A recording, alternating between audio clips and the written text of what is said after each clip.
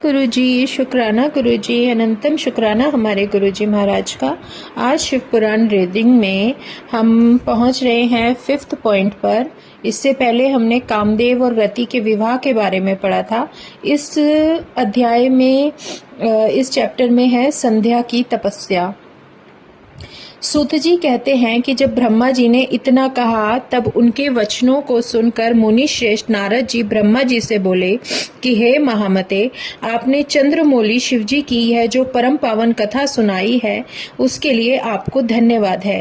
परंतु यह तो कहिए कि जब आप महान देवता और प्रजापति दक्ष भी अपनी पुत्री रति को काम के साथ अर्पित कर चले गए तब वहां संध्या ने क्या किया कि विवाह के उपरांत संध्या के चरित्र को मुझे बतलाइए। तब तत्ववेता ब्रह्मा जी भक्ति पूर्वक शंकर जी का स्मरण करते हुए बोले कि हे मुनि, अब तुम संध्या के उस चरित्र को सुनो जिसे सुनकर सब स्त्रियां पतिव्रता होती हैं।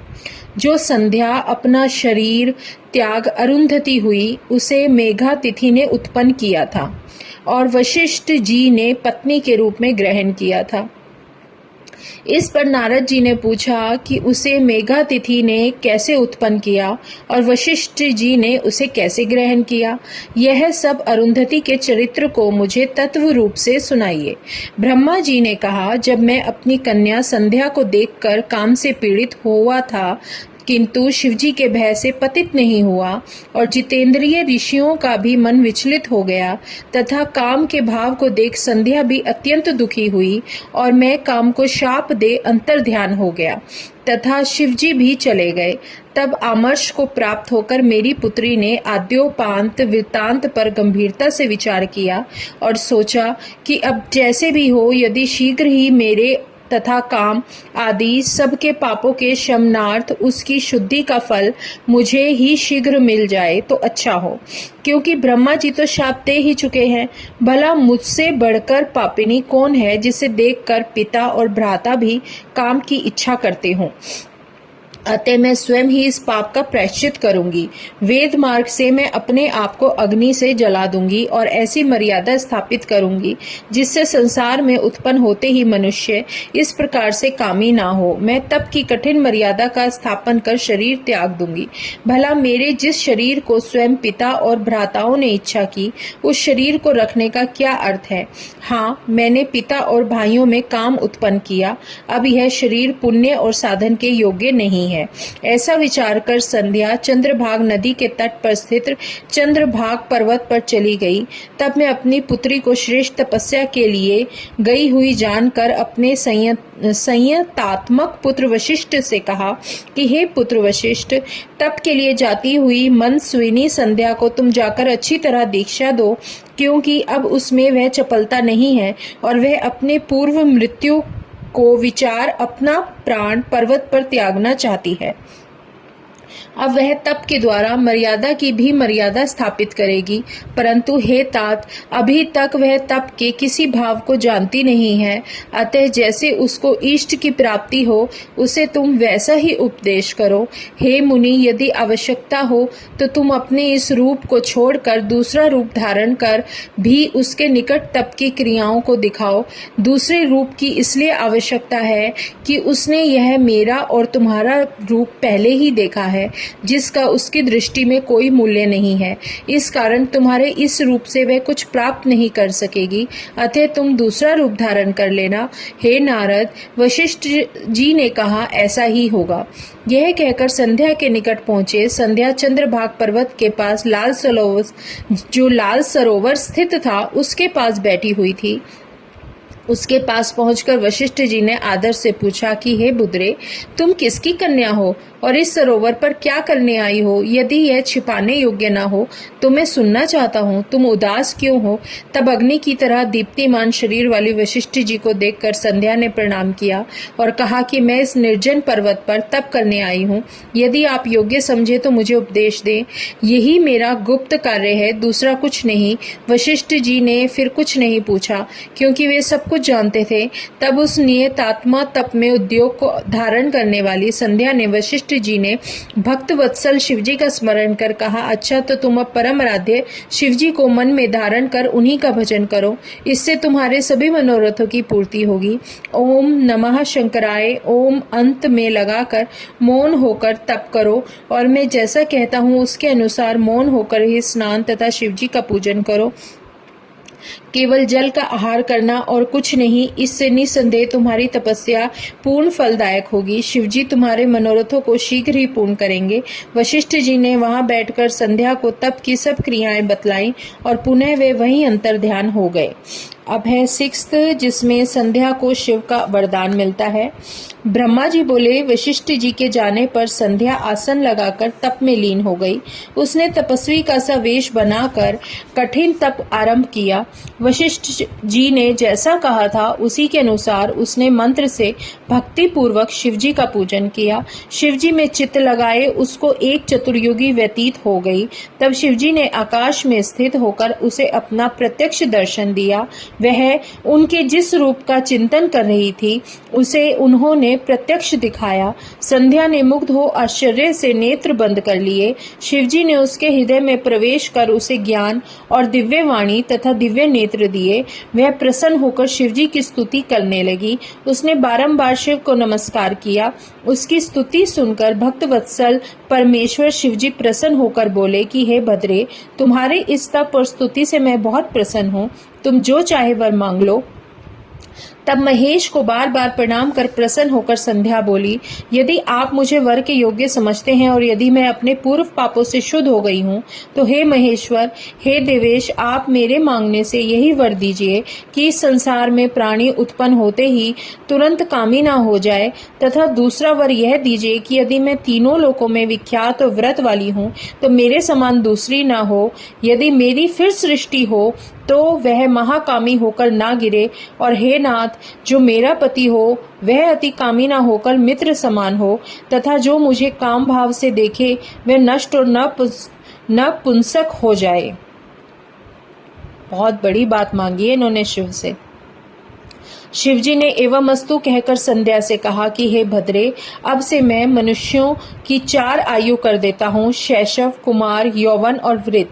जब प्राणी तीसरी अवस्था को प्राप्त हो तब कामी हो और कोई दूसरी अवस्था के अंत में सकाम हो। तेरे तप से ही मैंने यह मर्यादा जगत में स्थापित की है। अब कोई भी प्राणी उत्पन्न होते ही कामी नहीं होगा। साथ ही तू इस त्रिलोकी में ऐसी सती भाव को प्राप्त होगी जैसी कोई नहीं होगी। तेरे पति को छोड़ जो कोई अन्य तुझे सकाम भाव से देखेगा वह नपुंसक हो जाएगा। तेरा पति बड़ा भाग्यशाली और 7 कल्प तक जीने वाला होगा। जो तूने वर मांगा वह सब मैंने दे दिया। अब मैंने तेरे पूर्व जन्म की बात कहता हूँ। तेरा अग्नि में जलकर शरीर त्यागना निश्चित है। देख, मेघा तिथि 12 वर्ष से एक यज्ञ कर रहे हैं जिसकी अग्नि बड़ी जोर से जल रही है। तू उस जलती हुई अग्नि में शीघ्र ही प्रवेश कर जा। इसी पर्वत के नीचे चंद्रभाग नदी के तट पर तपस्वियों का आश्रम है जिसमें मघ्या तिथि यज्ञ कर रहे हैं। उस यज्ञ में प्रवेश कर तू उनकी पुत्री होगी। तुझे जैसा स्वामी चाहिए उसका मन में संकल्प कर तू अपने इस शरीर को अग्नि में गिरा दे। जब तू 4 युग के पश्चात सतयुग व्यतीत होने पर पुनः पर्वत में घोर तप करेगी तो और त्रेता के प्रथम भाग में दक्ष की कन्या होकर यथा योग्य ब्याही जाएगी। तेरे और भी बहुत से बहनें होंगी जिनमें से तेरे पिता दक्ष 27 कन्याएं जो चंद्रमा को देंगे, किंतु चंद्रमा उन सबको छोड़कर केवल रोहिणी से ही प्रसन्न रहा करेंगे। इससे क्रोधित हो तेरे पिता दक्ष चंद्रमा को शाप दे देंगे और सब देवता तेरी शरण में आएंगे। तू मेघा तिथि से अग्निहोत्र यज्ञ में कूदकर शीघ्र ही अपना यह शरीर विसर्जन करेगी। इससे पवित्र होने पर तेरी सब कामनाएं पूर्ण होंगी।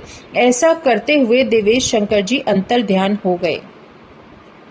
अब नेक्स्ट जो चैप्टर है वो 7 नंबर है। इसमें संध्या का चरित्र वर्णन किया गया है कि उसका कैरेक्टर किस तरीके से है।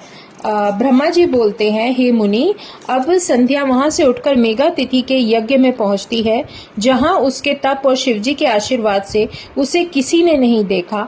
तब उसने अपने उपदेष्टा ब्रह्मचारी वशिष्ठ जी का स्मरण कर उन्हें ही अपना पति स्वीकार करके यज्ञ की बढ़ी हुई अग्नि में कूद पड़ी। शिवजी की कृपा से उसे कूदते हुए किसी ने नहीं देखा। पुरोडास हव्य मेघ के समान उसका शरीर तत्क्षण भस्म हो गया। अग्नि ने उसके शरीर को जलाकर सूर्यमंडल में प्रवेश करा दिया, जिसे सूर्य ने व्यर्थ ही उसके शरीर के विभाग कर अपने रथ में स्थापित कर लिया, और जिसके ऊपर का भाग रात्रि और दिन के बीच में होने वाली प्रातःकाल संध्या हो गई, और उसका शेष भाग पितरों की प्रसन्नता के लिए दिन का अवसान होने वाली संध्या हो गई।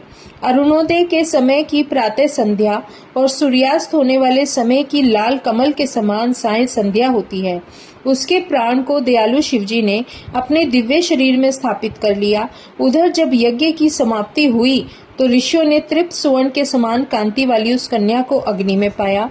उसे मेघा तिथि ने प्रसन्नता से यज्ञ के लिए विधिवत स्नान कर अच्छी तरह गोद में लिया और उसका नाम अरुंधति रखा। मुनि ने उसे अपनी एक निधि मानी। शिष्यों सहित उसका अपने आश्रम में पालन करने लगे। जब वह 5 वर्ष की हुई तो ब्रह्मा, विष्णु और महेश ने आकर ब्रह्मा पुत्र वशिष्ठ के साथ उसका विवाह कर दिया। उसके विवाह में बड़े उत्सव हुए। उसी समय ब्रह्मा, विष्णु और महेश के हाथ से पवित्र क्षिप्रा आदि 7 नदियां प्रकट हुईं और पतिव्रताओं में श्रेष्ठ महापतिव्रता मेघातिथि पुत्री अरुंधति को वशिष्ठ के द्वारा रमण करने से शातपादी कई श्रेष्ठ पुत्र उत्पन्न हुए। हे मुनियों, तुम्हारे लिए यह परम पवित्र और सर्व काम फलदायक संध्या का चरित्र मैंने वर्णन किया, जिसे सुनकर स्त्री हो या पुरुष सभी अपने सब मनोरथों को प्राप्त करेंगे, इसमें कोई संदेह नहीं है। अब शिव के मोह के लिए कामदेव का चलना। अब 8वां अध्याय है, शिव के मोह के लिए कामदेव का गमन। सूत जी बोले, इस प्रकार प्रजापति ब्रह्मा का वचन सुनकर प्रसन्न हो नारद जी बोले, हे ब्राह्मण, आप परातत्व के जानने वाले शिव भक्त धन्य हो। आपने शिव भक्ति को बढ़ाने वाली अरुंधति और उसके स्वरूप की दिव्य कथा कही है। हे धर्म के जानने वाले, अब दूसरा पवित्र पापों को नाश करने वाले उत्तम मंगल को देने वाला शिव का चरित्र कहिए। स्त्री ग्रहण कर काम को जाते हुए देख संध्या ने जाकर वैसा कैसा तप किया। सूत जी बोले, इस प्रकार नारद जी के वचन सुनकर प्रसन्न हो ब्रह्मा जी बोले, हे विपेंद्र, नारद शिव लीला से युक्त वह शुभ चरित्र भक्ति पूर्वक सुनो। तुम शिवजी के सेवक धन्य हो। मैं जब पूर्व हो मोहित हो अंतर्ध्यान हो गया, तब से सदा शिव के वाक्य से दुखी हो सोचता रहा। शिव की माया से मोहित बहुत दिन तक सोचकर शिव से ईर्ष्या की वह बात सुनो। तुमसे कहता हूँ, उस मदन व रति को देख किंचित मद से युक्त हो मैं दक्षादिकों के समीप आया। हे नारद, शिव की माया से मोहित मैंने दक्षादिक पुत्रों से प्रसन्नता पूर्वक कहा, हे दक्ष, हे मरीचि आदि सुत, मेरी बात को सुनकर मेरे कष्ट के दूर होने का उपाय करो। स्त्री की अभिलाषा मात्र से ही महायोगी महादेव जी ने मुझको और तुमको बहुत धिक्कारा है। उस दुख से दुखी मुझको कहीं चैन नहीं पड़ता। जिस प्रकार महादेव जी स्त्री को ग्रहण करे वह यतन करे, जब वह स्त्री को ग्रहण करे तब मैं दुख से रहित हो सुखी होऊंगा, परंतु मेरे विचार से ये काम दुर्लभ है। मुनियों के सन्मुख कांता को अभिलाषा मात्र से ही शंभु ने मुझे धिक्कारा, तो वह कैसे स्त्री को ग्रहण करेंगे। कौन सी स्त्री तीनों लोकों में ऐसी होगी जो उसके मन में स्थित हो सके और यौन मार्ग को जानकर उसका मोह ना करे। उसके मोहन में मनमथ भी समर्थ नहीं होगा।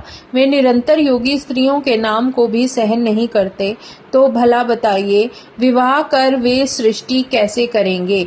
यह कहकर मैंने दक्ष आदि पुत्रों को देखा। उसी समय रति और मदन दोनों आनंद पूर्वक वहां पर आए। ब्रह्मा जी बोले, सर्वदा सुख को देने वाले मेरे श्रेष्ठ पुत्र, हे काम, हे पितृवत्सल, तुम स्त्री सह प्रसन्नता पूर्वक मेरे वचन को सुनो। हे काम, इस